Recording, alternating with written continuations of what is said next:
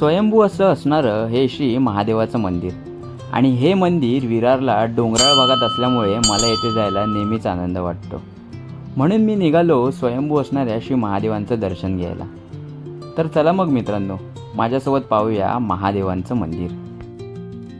नमस्कार मित्रांनो, मी मनीष. स्वागत आहे तुमचं आपल्या चॅनलच्या एका नवीन व्हिडिओमध्ये. आणि आता वाजले आहेत सकाळचे 11:30. कडाक्याचं पडलं आहे, सूर्य अगदी डोक्यावर आलं आहे. तर मी लास्ट ब्लॉगमध्ये सांगितल्याप्रमाणे विरारमध्ये जिथे जिथे फिरेन ते प्लेस तुम्हाला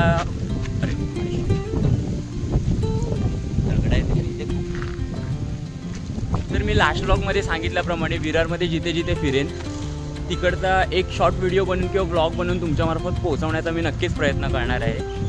आणि आता मी चाललो आहे एका शंकराच्या मंदिराला भेट द्यायला, जे की स्वयंभू देवस्थान आहे असं मानलं जातं. जेव्हा आपण विरार ईस्टवरनं वेस्टला जातो तेव्हा एकतर आपण पुलाचा वापर करतो किंवा फाटकातून जातो.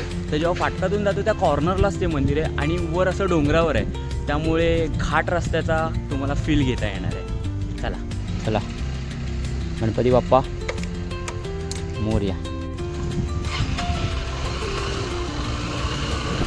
ऊन तर एकदम कडाक्याचं पडलं आहे. अवंतिका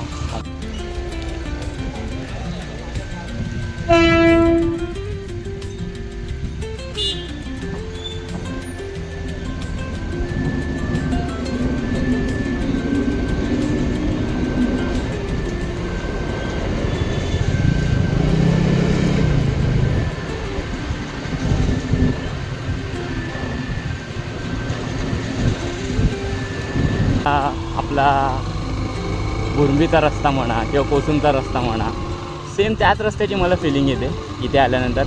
आता चढण बघा ना किती एकदम असा स्ट्रेट होता. हो, इथे काम चालतं आहे.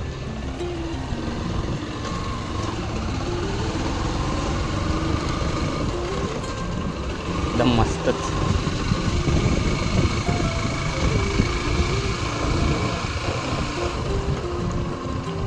घाट रस्ते फिरायची जी मजा आहे ना ती पावसात काय वेगळ्याच लेवलला जाते.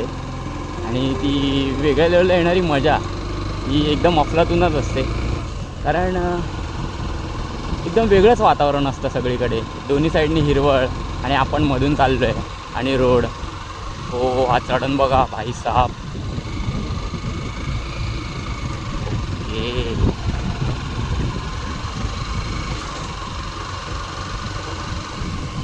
खरं तर इथे करवंद वगैरे असतील असं वाटतंय मला, पण थोडं खाली जावं लागेल जाळीत. पण एनिवेज आपण जाळीत वगैरे जाणार नाही आहोत. आपण फक्त हा रोड एन्जॉय करायचा, महादेवांचं दर्शन घ्यायचं आहे. Parking parking parking. चला तरी सावळी बघून लावतो गाडी.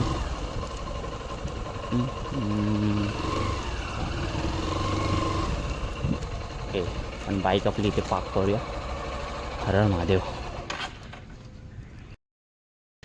जेव्हा तुम्ही बाईक घेऊन वर येता, हा छोटासा एक घाट रस्ता पार करून वर येता, तेव्हा तुम्हाला मंदिर दिसेल आणि मंदिराच्या समोरच असा थोडा मोठा स्पेशियस भाग तुम्हाला दिसेल. तिथे तुम्ही तुमची कार किंवा बाईक पार्क करू शकता. खरं तर आता ऊन असल्यामुळे इथे कोण लिंबू सरबत किंवा पाणी विक्रेते आपल्याला दिसत नाहीत. पण तुम्ही संडेचे किंवा सॅटर्डेचे याल ना तर तुम्हाला इथे लिंबू सरबत किंवा पाणी नक्कीच मिळून जाईल. कारण जर आपण चालत आलो तर हा रस्ता चालत येणं म्हणजे एकदमच थकव्याचं काम आहे. आणि जर बाईकने आलो तरी पण ऊन तर वर असतंच. सुख में सब कोई हिस्सा मांग रहे है पर दुःख का बंटवारा कोई नहीं. जेव्हा तुम्ही या मंदिराला भेट द्यायला येता किंवा आपल्या भोलेनाथांचं दर्शन घ्यायला येता तेव्हा सर्वप्रथम इथे मागे देवीचं मंदिर लागतं. तर तुम्हाला सर्वप्रथम देवीचं दर्शन घ्यायचं आहे.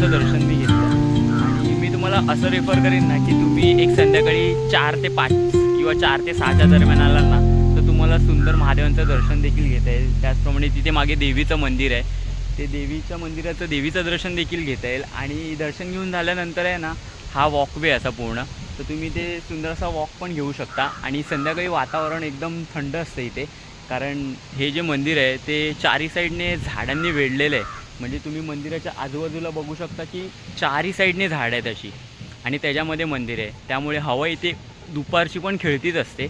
आणि निवांत तुम्ही झाडाखाली मेडिटेशन करू शकता किंवा शांत एक मन एकाग्र करू शकता आणि शांत बसू शकता. हे देखील एक मनाला शांती देण्याचाच उपक्रम आहे. आणि तुम्ही लेफ्ट साईडला तिथे पाहिलंत ना तर तिथे संपूर्णपणे डोंगर आहे, संपूर्णपणे डोंगर आहे.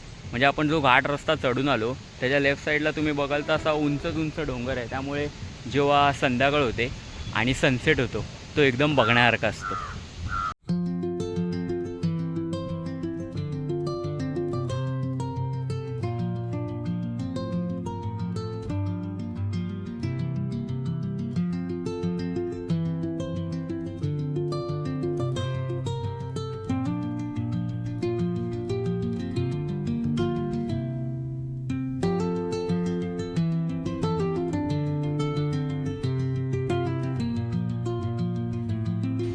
तर मित्रांनो, तुम्हाला हा आपल्या महादेवांचं मंदिर कसं वाटलं किंवा तुम्ही दर्शन घेतलं असेल तर तुम्हाला हा व्हिडिओ नक्कीच आवडला असेल. आणि आवडला असेल तर आपल्या चॅनलला लाईक करा, शेअर करा आणि सबस्क्राईब करा. धन्यवाद.